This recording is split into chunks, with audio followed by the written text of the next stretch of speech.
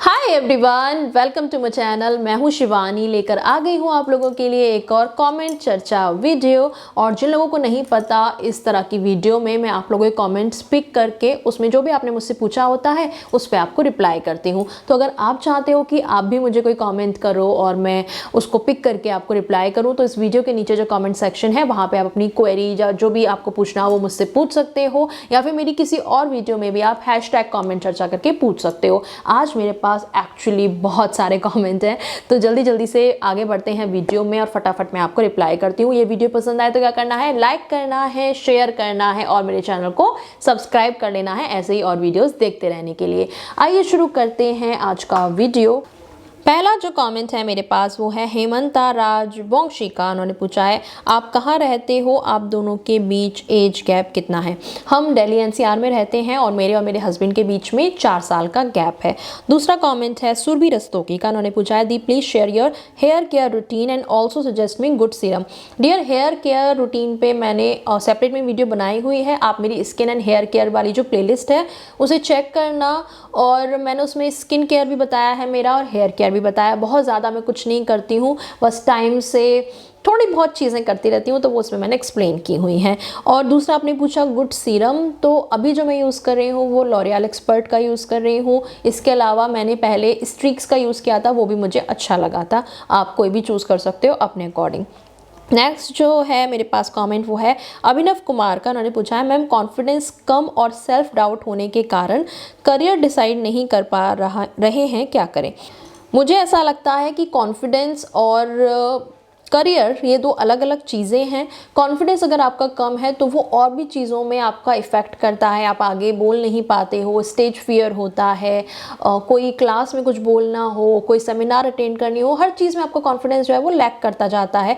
तो ओवरऑल अगर आपको अपना कॉन्फिडेंस बढ़ाना है तो मैंने इस पर सेपरेट में वीडियो बनाई है, इवन अपनी खुद की लाइफ से कि मैंने अपना कॉन्फिडेंस कैसे इंप्रूव किया, मैंने टिप्स उसमें दिए हुए हैं। मोटिवेशन प्लेलिस्ट है ना मेरी, उसमें जाके आप चेक करो, वो वीडियो मिल जाएगी कि सेल्फ कॉन्फिडेंस अपना कैसे बढ़ाना है।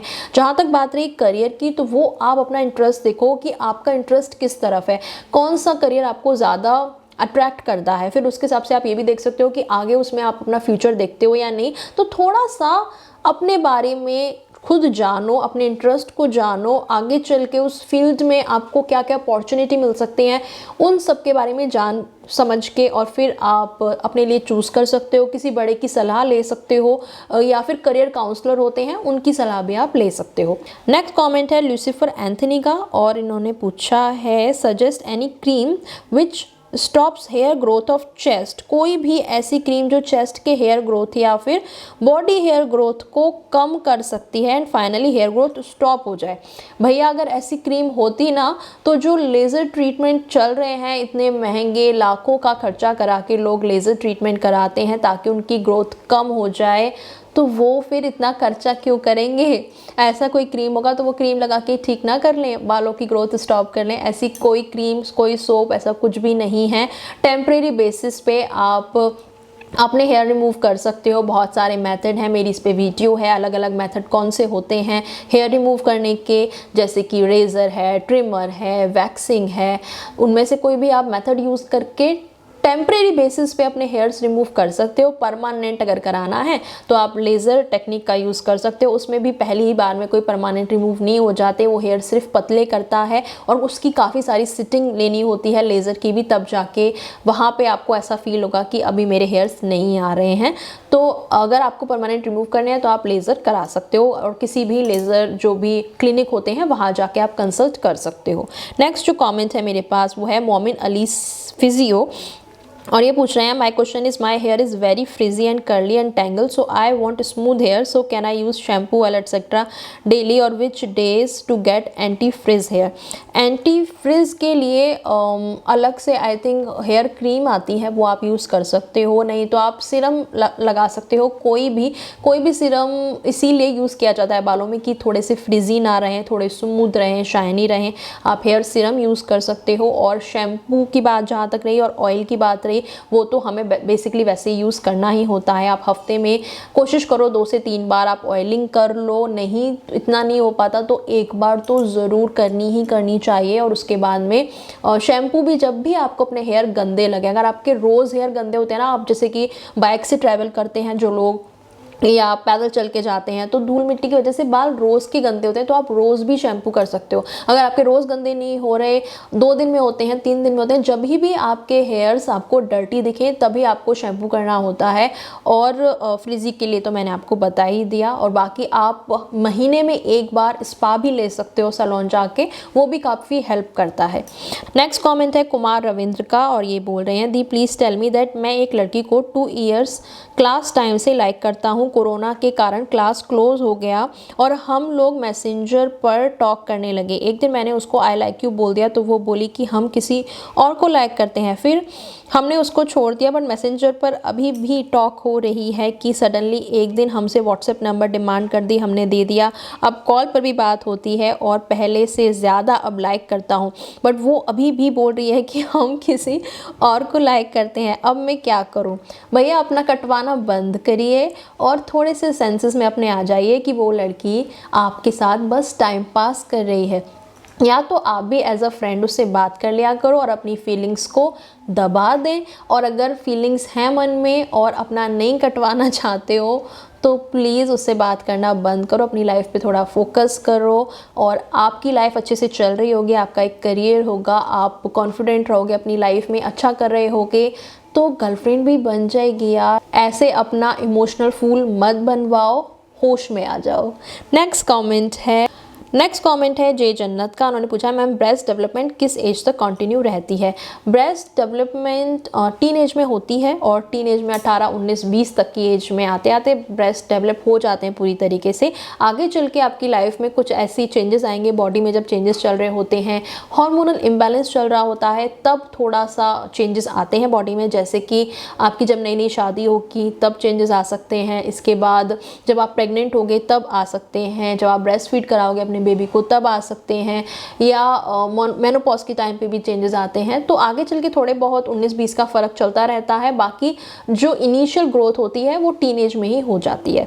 नेक्स्ट कमेंट है हर्ष भारद्वाज का। उन्होंने पूछा है जब मैं अपनी वाइफ के साथ इंटीमेट होता हूँ तो कभी कभी ऐसा होता है कि ब्लीडिंग होती है, इज़ इट नॉर्मल? नहीं, ये बिल्कुल भी नॉर्मल नहीं है। किसी किसी गर्ल को फर्स्ट टाइम इंटीमेट होते टाइम थोड़ी बहुत ब्लीडिंग, लाइक 2-3 बूंद जैसी ब्लीडिंग होती है, उसके बाद अदरवाइज़ कभी नहीं होती है आगे चल के। और आपकी वाइफ के साथ ऐसा हो रहा है तो कोई ना कोई प्रॉब्लम ज़रूर है, इसे लाइटली बिल्कुल भी नहीं लीजिए, उनको तुरंत डॉक्टर के पास ले जाके उनका चेकअप कराइए। नेक्स्ट कमेंट है कृष्णा शर्मा का। उन्होंने पूछा है hello the I am also girl but एक कन्फ्यूज़न है, हमारे वजाइना से urine and period same point से आते हैं, प्लीज़ सेपरेट वीडियो बनाओ इस टॉपिक पे। सेपरेट वीडियो बनाने की ज़रूरत नहीं है डियर, ये तो एक छोटा सा क्वेश्चन है, मैं उसको यहीं रिप्लाई कर देती हूँ कि यूरिन जहाँ से आता है वो यूरेथ्रा होता है और वो बहुत ही एक छोटा सा होल होता है जो कि शायद आपको दिखे भी ना, और सिर्फ वहाँ से यूरिन पास होता है। और दूसरा जो वजाइना का होल होता है वहाँ से हमारे पीरियड्स आते हैं, और आगे चल के अगर आपकी नॉर्मल डिलीवरी हुई बेबी की तो वो भी वहीं से ही होती है। नेक्स्ट कमेंट पे आते हैं, ये है राजकुमार मौर्य का। उन्होंने इतना बड़ा सा कमेंट दिया है, लेकिन मुझे इनका कमेंट अच्छा लगा इसीलिए मैंने पिक कर रही हूँ। लेकिन आगे से मेरी रिक्वेस्ट ये है कि प्लीज़ छोटा कमेंट करने की कोशिश कीजिएगा, अदरवाइज़ मैं बड़े कमेंट पिक नहीं कर पाती हूँ। पहला तो उन्होंने पूछा है मैम आप इतना अच्छा नॉलेज कहाँ से सीखे हो, हमें बताने से पहले बावजूद इसके कि आपके पास तो कंप्यूटर साइंस की डिग्री, नॉलेज, एक्सपीरियंस है। देखो ज़रूरी नहीं है कि हर चीज़ हम पढ़ाई से ही सीखें, किताबों से ही सीखें या स्कूल जाके ही सीखें। ज़िंदगी भी हमें बहुत कुछ सिखाती है और अपने एक्सपीरियंस से भी हम सीखते हैं। जो दूसरों के एक्सपीरियंस होते हैं वो अगर हमारे साथ शेयर करें उससे भी हम सीखते हैं। किसी से हम डिस्कस करें जिसको किसी फील्ड की अगर नॉलेज है और हमें उसके बारे में क्यूरियोसिटी है, कुछ क्वेश्चन है उस दूसरे इंसान के फील्ड से, तो हम उससे बातें करके, कहते हैं ना कि जो पढ़े लिखे लोग हैं या जो हमसे समझदार लोग हैं उनकी कंपनी में हमेशा रहना चाहिए, उनसे हमेशा कुछ सीखने को ही मिलता है। तो मैं भी यही कोशिश करती हूँ कि जहाँ से जो सीखने को मिलता है उसे ग्रैस्प कर लेती हूँ। इंटरनेट पे भी मैं टाइम पास करने के मैं टाइम पास करने के बजाय ये सोचती हूँ कि मैं क्या प्रोडक्टिव कर सकती हूँ, मैं कुछ सीख सकती हूँ। तो मैं कोशिश करती हूँ आर्टिकल्स वगैरह पढ़ने के, जो अच्छे एक्सपर्ट्स हैं, डॉक्टर्स हैं, उनकी वीडियोस भी हैं कुछ, जैसे जो हॉस्पिटल वगैरह हैं उन लोग की वीडियोस होती हैं या आर्टिकल्स होते हैं। या इसके अलावा जब भी मैं खुद डॉक्टर के पास जाती हूँ तो मैं उनसे सारी चीज़ें पूछती हूँ, या डॉक्टर के बारे में भी नहीं, नॉर्मली भी जो मैं आपको एडवाइस देती हूँ वो जहाँ से जो मुझे सही नॉलेज लगती है मैं उसे लेने की कोशिश करती हूँ। और जब वही चीज़ मुझसे पूछी जाती है तो जो मुझे पता होता है, जितना पता होता है वो मैं आपको भी उतना बता देती हूँ। और मैं ये भी मेक श्योर करती हूँ कि मैं कभी भी आपको डाउटफुल वाली इन्फॉर्मेशन ना बताऊँ। जिस चीज़ पे मुझे ही भरोसा नहीं है, मुझे ये ठीक से नहीं पता है, तो मैं सिंपली ये बोल देती हूँ कि मुझे इसके बारे में नहीं पता है। और जिसके बारे में मुझे अच्छे से पता हो और मुझे ट्रस्ट हो कि हाँ जो मुझे पता है वो सही नॉलेज है, तभी मैं आपको बताती हूँ। दूसरा क्वेश्चन है आपका, मैम आप एक वीडियो इस टॉपिक पर बनाइए, कैसे हम स्पेशली विलेज में और स्पेशली लेडीज़ में बहुत सारे सुपरस्टिशियस एंड डिस्क्रिमिनेशन को ख़त्म कैसे कर सकते हैं। जैसे कि पहला आपने बोला है, कुछ लेडीज़ लोकल डिसीज़ ट्रीटर से मेडिसिन लेती हैं इसलिए कि उनको बेबी बॉय ही कंसीव हो, और वो और दूसरी लेडीज़ को भी फोर्स करती हैं ऐसा करने को। मैम एक्चुअली ऐसा प्रेशर मेरे और मेरी वाइफ पर भी आया हुआ है। आप तो अपनी विलेज की बात कर रहे हो, मैं सिटी से बिलोंग करती हूँ। मेरी मायका, मेरी ससुराल, मेरे सारे रिश्तेदार सब सिटी में ही रहते हैं, और फिर भी आए दिन मुझे खुद ऐसा सुनना पड़ता है कि दूसरा एक और बच्चा कर लो, दूसरा एक लड़का तो होना ही चाहिए, घर आगे कैसे चलेगा, ख़ानदान आगे कैसे चलेगा, नाम कैसे आगे बढ़ेगा। यहाँ तक कि ये तक सुनने को मिलता है कि मर जाओगे तो तुम्हें अग्नि कौन देगा जलाने के लिए अगर एक लड़का नहीं होगा तो मुझे ये बहुत ही बकवास लगता है। और मैं एक खुद लड़की होके मैं नहीं सोचती कि मेरे पास एक बॉय चाइल्ड ही होना चाहिए, मेरी एक लड़की है अगर, तो जैसे कि मैं अपने अगर माँ बाप की अकेली लड़की होती तो मैं काफ़ी होती, वैसे ही मेरी बेटी भी मेरे लिए काफ़ी है। मुझे स्पेशली एक लड़का करने की कोई ज़रूरत नहीं है। अगर हम दूसरा बच्चा भी प्लान करेंगे तो वो चाहे बेटी ही हो चाहे बेटा हो, हम दोनों के लिए ही रेडी रहेंगे, और ऐसी कोई विश नहीं है कि लड़का ही होना चाहिए। तो ये मेरे विचार हैं। वैसे ही आपके अपने विचार कुछ होंगे तो आप उन पे अड़े रहिए, जैसे कि हम अड़े हुए हैं। जैसे मैं और मेरे हस्बैंड, कोई हमें बोलता है, देखो दूसरों की सोच हम नहीं चेंज कर सकते, जैसा उनके अंदर इनबिल्ट है, जैसा उन्होंने देखा है, सुना है, समझा है, उनकी वैसी ही सोच बन जाती है। अगर आपकी सोच उनसे डिफरेंट है तो बस आप अपने पे अड़े रहिए, किसी को अपने ऊपर हावी मत होने दीजिए। जैसे कि वो आपके से जिद करके अपनी बात मनवाने की कोशिश करते हैं, वैसे ही आप भी अपनी बात पर अड़े रहिए कि नहीं करना भैया हमें। इवन मैं आपको क्या बताऊं, रिसेंटली मेरे एक रिश्तेदार से मेरी इस बात पे लड़ाई हुई थी कि वो मुझे प्रेशर कर रहे थे कि नहीं, और मनाने की कोशिश कर रहे थे कि बॉय होना चाहिए, दूसरा लड़का होना चाहिए, एक बच्चा और कर लो। और मैंने उनको यहाँ तक बोल दिया कि इतना ही शौक है तो आप खुद कर लो ना अपना एक और बच्चा। उनके ऑलरेडी 2 बच्चे, मैंने उनसे बोला आप और कर लो ना। वो बोले नहीं नहीं तुम पे नहीं पाला, इन्होंने ये तक बोल दिया तुम पे नहीं पाला जाएगा तो हमें करके दे देना, हम तुम्हारे लिए वो पाल देंगे।